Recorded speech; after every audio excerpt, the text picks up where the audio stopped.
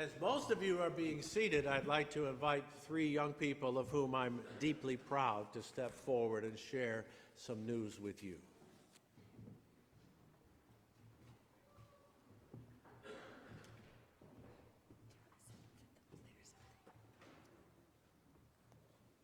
Hi, I'm Aviva. I'm Lydia.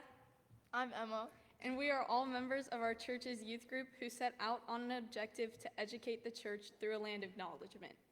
For those who aren't aware, a land acknowledgement is a formal statement that acknowledges the indigenous people of the land. Our last two mission trips have both been to different Native American territories, the Seneca and the Cherokee. While on these trips, we really wanted to focus on learning about the culture and stories behind our hosts. In Seneca, we learned about how our host, Luann's house burnt down by the Europeans, and how her family were forced to move and lose things they loved because of it. Along with burning down the house, she was sent off to a conversion camp to try and turn her and her siblings more European by doing things such as banning their native tongue.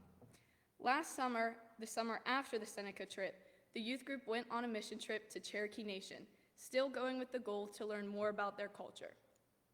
While in Cherokee, our main focus was learning about the Trail of Tears, which, as most of you probably know, was a long and treacherous trail many natives had to walk when they were forced out of their land. Along with that, we also got the opportunity to be smudged, which is a spiritual cleansing. While at Cherokee, we were made aware of the possibility of establishing a land acknowledgement. So we asked our host, Pat, if it would be important for us to instate a land acknowledgement in our church, and she said yes. So with 2 years of knowledge and so many connections with Indigenous people under our belts, we set out on a mission to craft a land acknowledgement. On November 5th of last year, we spent our off day of school at the Fort Pitt Museum reading to expand our knowledge on the Indigenous people who lived around our area. We learned numerous facts about the tribes who lived here before the European settlers colonized their lands. The Lenape, Shawnee, and Seneca were all recorded to have lived in our area before they were relocated or killed. Altogether, our trip was very successful to further learn about the tribes to start the process of writing the acknowledgement. After our time at the museum, we got together at the Carnegie Coffee Company on December 2nd to draft our land acknowledgement. Once we had crafted the land acknowledgement, we presented it to the session on December 17th. We made some edits to the initial draft, but they agreed with the importance of it and adopted it. It was an odd feeling when our youth group visited Indigenous people and they told us the horrible stories they'd been through, then hearing it again a few months later in my United States history class. That proves how recent the unjustification of Indigenous people has been around for and how significant it is for us to do something like a land acknowledgement.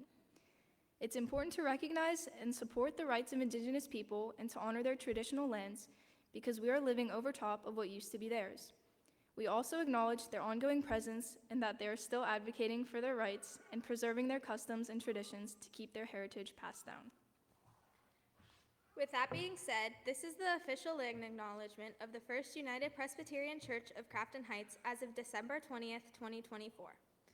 We, the people of the First United Presbyterian Church of Crafton Heights, remember and honor the Indigenous people of the world, especially the Lenape, Shawnee, and Seneca, and their predecessors, whose land we now occupy.